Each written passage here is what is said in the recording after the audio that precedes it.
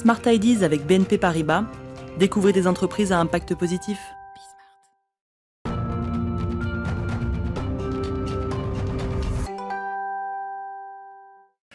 Smart Ideas, la bonne idée du jour est signée Alexandre Coster, bonjour, bienvenue. Bonjour, vous merci. êtes le fondateur, le président de Baobab Plus, filiale du groupe Baobab qui est spécialiste du microcrédit et des services financiers. C'est quoi le concept de Baobab Plus ? Alors l'idée, c'est face à une problématique qu'on voit qu'on a en zone rurale, dans encore beaucoup de pays d'Afrique, encore en 2021, plus de 80% de la population qui n'a pas accès au réseau électrique. Et ça s'explique aussi parce qu'ils sont dans des zones très reculées, difficilement accessibles. Et donc l'idée, c'était d'apporter et de mettre en place un réseau de distribution pour ces populations, des kits solaires autonomes indépendants pour pouvoir apporter l'accès à l'énergie à ces foyers-là. Mais il fallait derrière, pour que ça puisse fonctionner, il fallait aussi un système de financement, puisque pour pouvoir faciliter l'accès justement à ces kits-là, donc ce sont des kits solaires intelligents qu'on peut contrôler à distance et qu'on a intégrés avec des moyens de mobile money qui existent, qui sont très présents en Afrique. Ouais.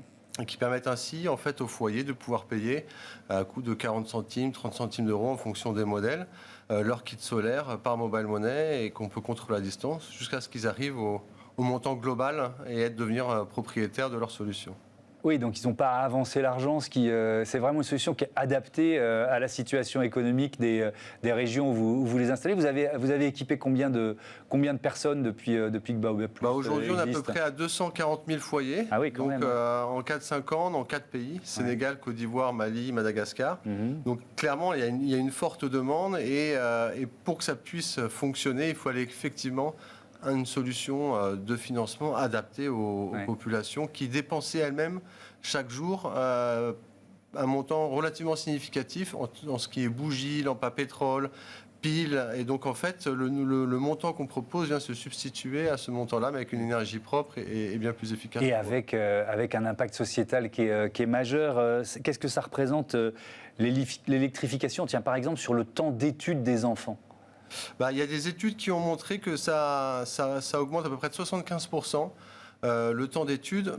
D'ailleurs, en fait, c'est assez amusant parce que l'idée de Baobab Plus m'est venue là. Donc, je travaille dans la microfinance, j'étais beaucoup dans les villages et je voyais tous ces enfants qui faisaient plusieurs kilomètres de leur village pour se retrouver. On voyait une cinquantaine d'enfants sous des lampadaires publics pour faire leurs devoirs.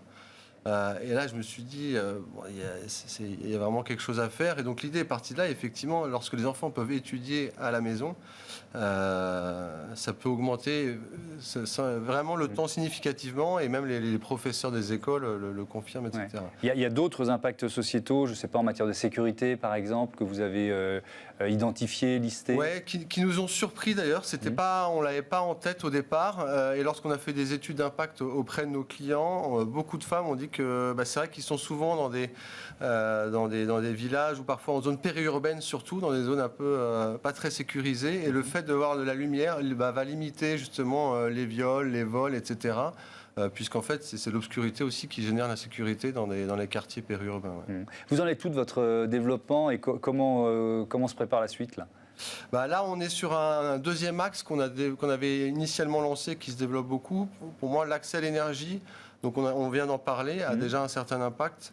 Mais on peut encore augmenter cet impact en l'associant à du digital. Puisque aussi un des freins de la révolution digitale numérique dont on parle en Afrique, c'est aussi l'accès à l'énergie pour pouvoir justement charger ces appareils.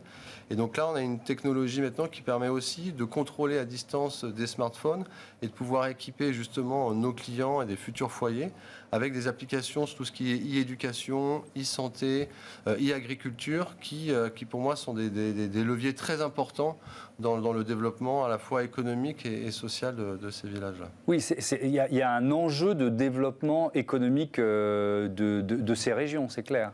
Tout à fait, ouais. La première phase, c'était plutôt l'éclairage et l'accès à l'énergie. Deuxième phase, là, on est sur le digital. Et là, on lance une troisième phase qui va être sur des kits plus productifs.